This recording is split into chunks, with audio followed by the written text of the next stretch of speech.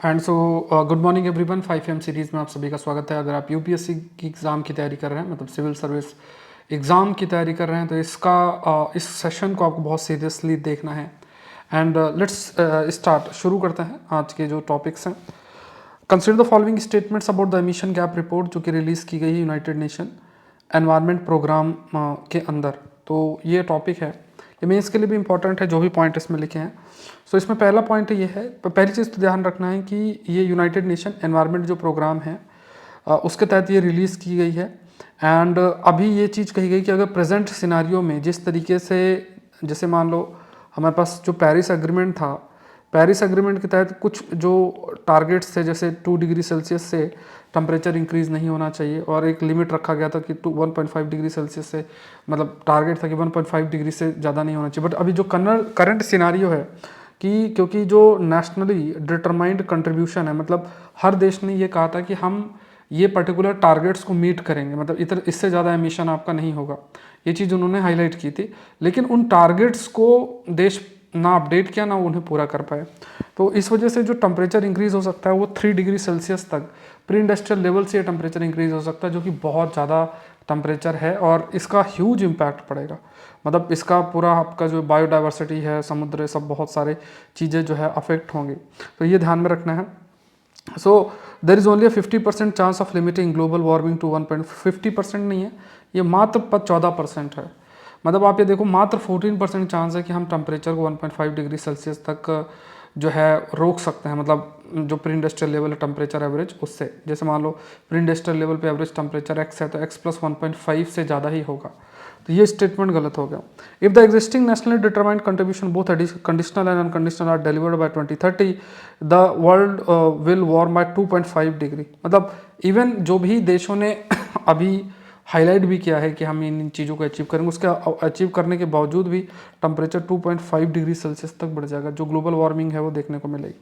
Of the global green house gas emission approximately जो 2/3 है वो आपका फॉसिल फ्यूल्स के द्वारा, मतलब जो पेट्रोल, डीजल और इनकी बर्निंग की वजह से जो 2/3 है वो है। तो यहाँ पे if you can see here, तो यहाँ पे देखो हाउ मेनी ऑफ द वो स्टेटमेंट आर करेक्ट, तो 2 सही हैं, आंसर इसका ओनली 2 होगा। और मान लो पूछा है कि इनमें से अगर आपसे पूछे कि कौन सा मतलब इनमें से कौन से स्टेटमेंट सही है, तब आंसर इसका 1, 2 एंड 3, मतलब विच ऑफ द फॉलोइंग पे 2 एंड 3 आंसर होगा। हाउ मेनी में ओनली 2 होगा, मतलब 2 स्टेटमेंट आपके सही हैं। नेक्स्ट देखते हैं draft national commission bill, national pharmacy commission bill pay आपका है, और ये जो बिल है इस पर चर्चा हमने हिंदू पे भी कर रखी थी। आप सौरभ पांडे upsc.com ये वेबसाइट जरूर से विजिट करें, ठीक है। इसमें सारा कंटेंट, कोर्स के बारे में सारी जानकारी आपको मिलेगी। The bill aims to improve access to the affordable high quality pharmacy education and ensuring the availability of pharmacy professionals nationwide.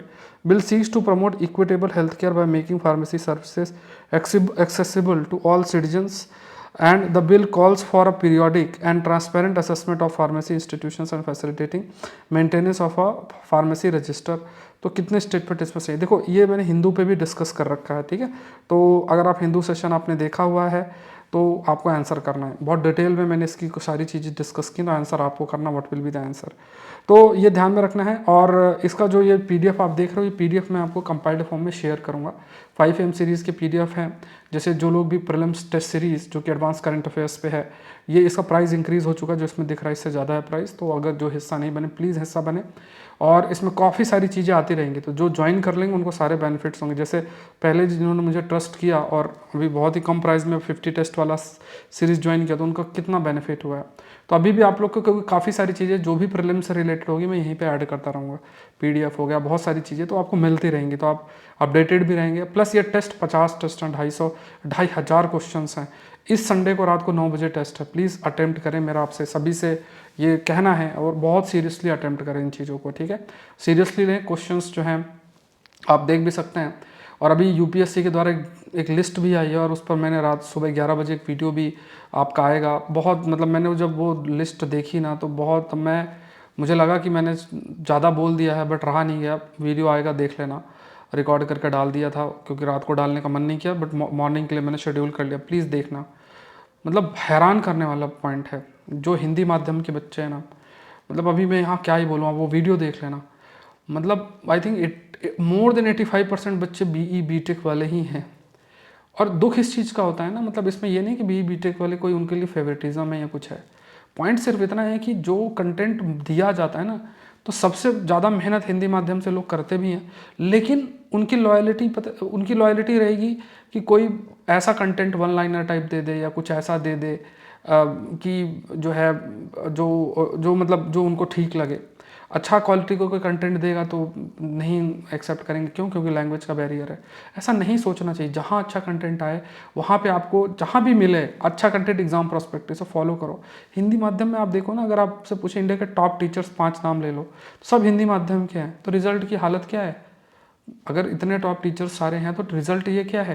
तो ये एंटरटेनमेंट वाले वीडियो को आप टीचिंग को मतलब उसको यूपीएससी की टीचिंग से कंपेयर मत करो। जो भी वो कोर कंटेंट देते भी हैं वो फिर पेड कोर्सेज में उनके रहते हैं, वो सारी चीज़ें हैं। इसको बहुत सीरियसली लेना है और कोशिश करनी है कि कंटेंट से कभी कॉम्प्रोमाइज़ मत करो। यूपीएससी की वेबसाइट पे जाना, नॉन रिकमेंडेड स्टूडेंट्स के एजुकेशन क्वालिफिकेशन से जाना, मुझे तो लग रहा है BA MA वाले तो बच्चे ही नहीं दिखे, सब BE BTech BSc मैथमेटिक्स यही सब है। उसमें एक फैक्टर CSET भी है नो डाउट, लेकिन और भी फैक्टर्स हैं। उसमें मैंने जो वीडियो बनाया है ना, एकदम दिल से बनाया है। 11 बजे वीडियो आएगा, मॉर्निंग में देख लेना, ठीक है। तो चलो यहाँ पे देखते हैं, इंटरनेशनल ऑर्गेनाइजेशन ऑफ माइग्रेशन, ये एक टॉपिक है। अब ये इस्टेब्लिश 1951 में किया गया था, inter governmental committee for European migration, जो भी वर्ल्ड वॉर 2 के अंदर, क्योंकि यूरोप में वर्ल्ड वॉर 2 का काफ़ी इम्पैक्ट भी था, तो जो वर्ल्ड वॉर का जो इम्पैक्ट है उसमें काफ़ी सारे लोग डिस्प्लेस हुए थे। तो जो लोग डिस्प्लेस आपके हुए थे तो उनको मतलब रीसेटल करने के लिए, resettle people displace by world war 2, तो ये स्टेटमेंट आपका सही है। International Organization for Migration 4 broad area में काम करता है: migration and development, facilitating migration, migration को फैसिलिटेट करना, रेगुलेट करना माइग्रेशन को, और फोर्स माइग्रेशन जो है उसको एड्रेस करना। ये दोनों ही स्टेटमेंट सही है, इसमें आंसर सी है। इससे कुछ पॉइंट्स और भी मैंने लिखे हुए हैं, तो देखो ये है पहला। तो ये आपको याद रखना है कि ये एक यूनाइटेड नेशन की एजेंसी है और माइग्रेशन से रिलेटेड जो है एडवाइस भी सरकारों को देती है। UN एजेंसी 2016 के अंदर ये यूनाइटेड नेशन की एजेंसी बनी। तो ये कुछ पॉइंट्स याद कर लेने हैं, ठीक है। Let's move to the next question. Next question देखते हैं, नेक्स्ट टॉपिक देख लेते हैं। ये सारे टॉपिक आपके न्यूज़पेपर से ही हैं, ठीक है, ये ध्यान रखना अलग अलग। देखो, consider the following epidermis. Epidermis थोड़ा सा देख लो, ये हम जो डिस्कस करेंगे ना, ये है जैसे ये स्किन है ना, स्किन के जो ऊपरी लेयर है ना, जैसे आप ये देख सकते हो, तो ये एपिडर्मिस है, दिस इज एपिडर्मिस। ये आपका डर्मिस, हाइपोडर्मिस, डर्मिस, इस टाइप की लेयर्स होती हैं सम। तो स्किन की ऊपरी जो सतह है उससे रिलेटेड ये जो है आपका प्रश्न है। तो जो एपिडर्मिस है ये outer most of the 3 layer है, जिसमें स्किन है, इनर लेयर जो है डर्मिस है, और उसके नीचे फिर हाइपोडर्मिस है। तो एपिडर्मिस ऊपरी लेयर है, और ये क्या है, मतलब हमें कई प्रकार के पैथोजन, इन्फेक्शन और इन सब से बचाती है। तो ये एपिडर्मिस लेयर थोड़ा सा आपको याद रखना है। ये जैसे इसमें देखोगे ना, तो ये ऊपरी लेयर आपकी एपिडर्मिस है। अब इसमें देखो क्या पॉइंट लिखा हुआ है, ये थिन आउटर लेयर है और that is visible to the eye, मतलब जो हम ऊपरी सतह है जो हम देख सकते हैं, सही बात है। This is a part of skin, इसमें ब्लड वेसल्स प्रेजेंट नहीं होते हैं, तो does not contain blood vessels to provide access to nutrients and. तो इसमें क्या है, आपको ध्यान में रखना है दैट इसमें does not contain and therefore dependent on dermis पे रहता है एंड और ये निर्भर करती है डर्मिस लेयर पे to provide nutrient, access to nutrients और वेस्ट डिस्पोज करने के लिए। तो ये सेकंड वाला स्टेटमेंट आपका गलत हो गया, ठीक है, इसमें ब्लड वेसल्स नहीं, ये वाला तो सही है। तो विच ऑफ द फॉलोइंग, तो ओनली वन, पहला स्टेटमेंट जो है वो सही है।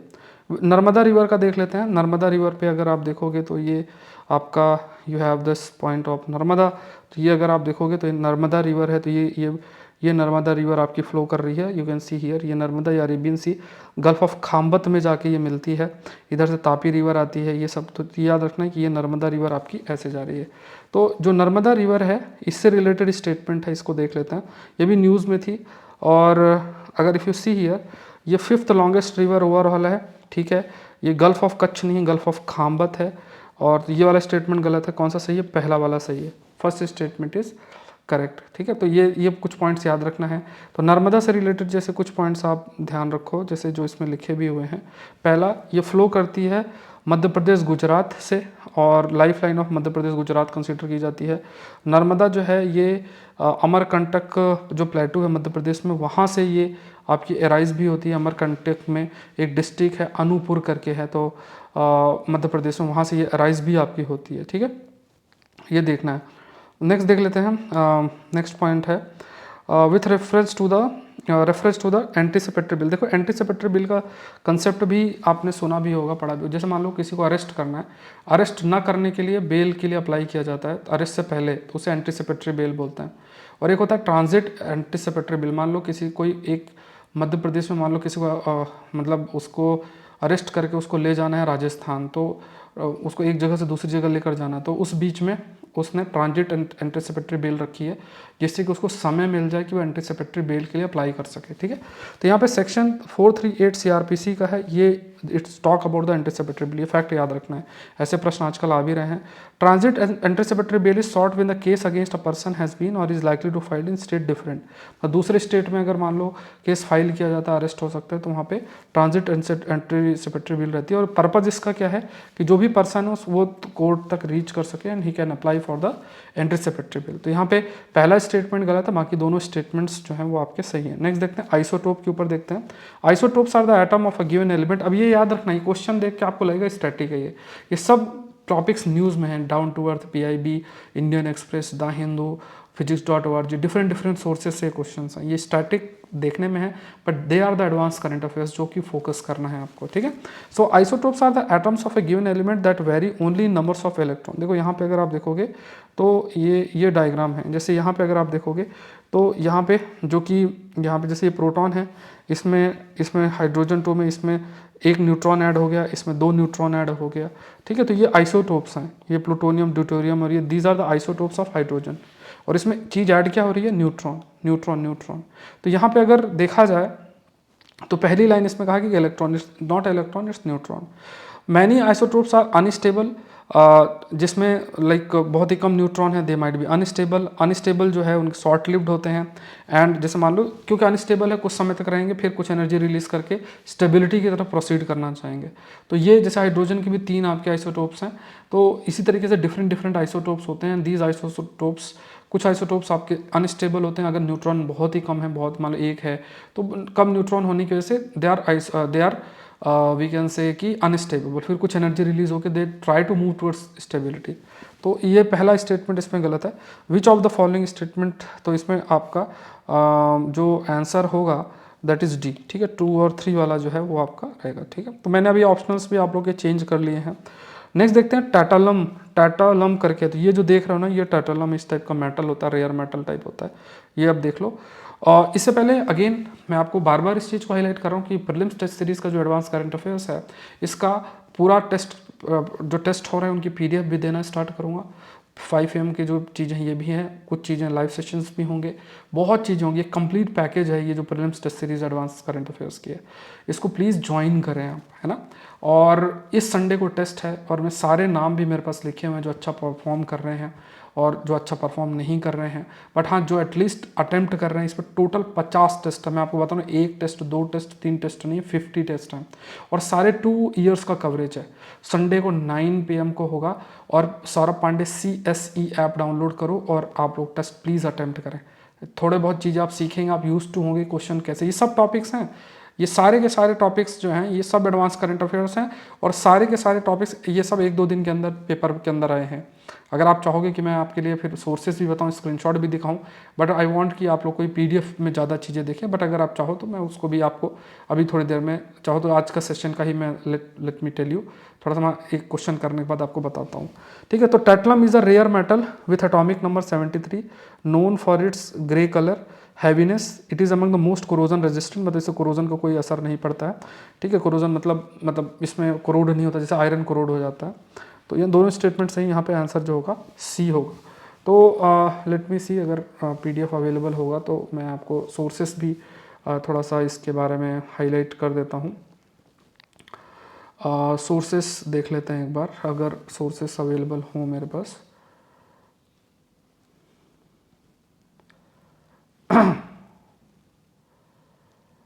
तो लेट्स सी, मैं आपको सोर्सेस बता देता हूँ एक बार, जिससे आपको आइडिया लगे कि हम आप चाहो तो देख लो कौन कौन से कहाँ से क्वेश्चंस फ्रेम होते हैं, थोड़ा सा आपको आइडिया लग जाएगा। ठीक है, तो देखो पहला जो क्वेश्चन है, ये क्वेश्चन है, first question down to earth का है। ठीक है, डाउन टू अर्थ मैगजीन से है। Emissions gap report only 14% chance of limiting global warming to 1.5 degree Celsius. ठीक है, दूसरा क्वेश्चन जो आपका फ्रेम है, ये द हिंदू से ही मैंने पढ़ाई भी रखा आपको। दूसरा क्वेश्चन आपको द हिंदू से फ्रेम्ड है। तीसरा क्वेश्चन जो है ये एक न्यूज़पेपर है, दैट इज़ लोकमत टाइम्स। ठीक है, उससे है ये। और फिर आप सोर्सेज देखो किस टाइप से होते हैं। फिर जो नेक्स्ट क्वेश्चन आपका है, ये क्वेश्चन है हिंदुस्तान टाइम्स का। It is Hindustan times, consider following statement about epidermis. Hindustan times से ये क्वेश्चन है। उसके बाद जो नेक्स्ट है टाइम्स ऑफ इंडिया से क्वेश्चन है, Narmada river, illegal construction along Narmada river, ये आपका है। फिर जो नेक्स्ट क्वेश्चन है सिक्स जो है एंटिसिपेटरी बेल वाली, और टाइम्स ऑफ इंडिया में है, व्लॉगर्स गेट एंटिसिपेटरी बेल इन पॉक्सो केस। फिर जो नेक्स्ट है वो है आपका द हिंदू से है, आइसोटोप के ऊपर, strong evidence unusual nitrogen 9 nucleus exist scientist से। ठीक है, आइसोटोप से रिलेटेड है। फिर आपका जो ये टाटलम करके है, ये आपका वियॉन के अंदर है, वियॉन करके है, वहाँ से क्वेश्चन है वियॉन। ठीक है, तो ये सोर्सेस हैं, मैंने आपको बता दिया सोर्सेस हैं, आप चाहो टाइप करके देखना हो देख लो। अभी पीडीएफ में थोड़ा मुश्किल हो जाता है इंक्लूड करना बहुत, क्योंकि हफाजाडस हो जाता है, बट सोर्सेस लिखे रहते हैं जब मैं क्वेश्चन प्रिपेयर होते हैं तो सोर्सेस भी लिखे रहते हैं। तो डिफरेंट डिफरेंट सोर्सेज से प्रश्न आपके लिए बनते हैं। तो देखो इतनी मेहनत की जा रही है, ट्रस्ट आप कर सकते हो बिल्कुल, है ना। और प्लीज़ सीसेट को फोकस करो, क्लासेस आ रही हैं, कल थोड़ा डिफिकल्ट टॉपिक कल कवर हुआ है, और भागना नहीं है, इन चीज़ों को आपको करना है। और अगर आप भाग रहे हो इसलिए बीई बीटेक और इंजीनियरिंग मैथमेटिक्स वाले ही इतने सेलेक्ट हो रहे हैं, और पहले तो चलो सब मुँह जबानी चलता था, अब तो देख लो क्या हालत है। ठीक है, तो स्थिति ठीक नहीं है। मेरा सभी से अनुरोध है मेरे द्वारा, और जो भी हम लोग सब लोग साथ में हैं, तो प्रयास रहेगा सीसेट के माध्यम से, एडवांस करंट अफेयर्स के माध्यम से आप लोग उस बराबर आ सको, कंटेंट फ्री आपको ये सब मिल सके, खाली मोटिवेशनल चीज़ें और बातें ना हो, वो ना है ना, बहुत चीज़ें होती हैं हमें ध्यान रखनी होती है, कंटेंट आपको देना है। तो इस टाइप का कंटेंट अगर आप पेड कोर्सेज भी कहीं बड़ा करोगे, कंपेयर करना मैचिंग नहीं है। ठीक है, ये मैं बार बार इसलिए बोलना पड़ता है, इसको आप अलग तरीके से मत लेना, लेकिन बोलना इसलिए पड़ता है क्योंकि आप बोलेंगे नहीं तो पता ही नहीं चलता है। कंटेंट अच्छा देते देते बहुत समय हो जाता है, बट लोग वही कंटेंट जो वन लाइनर टाइप है उस पर जाते हैं। तो ये थोड़ा सा देखना है, ठीक है, प्रयास करना है। आप जो भी अपने स्टैटिक जहाँ से पढ़ते हैं उसको पढ़ो, इसमें कोई दिक्कत नहीं है, पढ़ो तो, बट कुछ चीज़ें हैं जहाँ पे आपको थोड़ा सा फोकस करना है। इस पर वीडियो भी मैं आपके लिए बनाऊंगा। मिलता है नेक्स्ट सेशन के अंदर। Thank you everyone, thank you. Channel को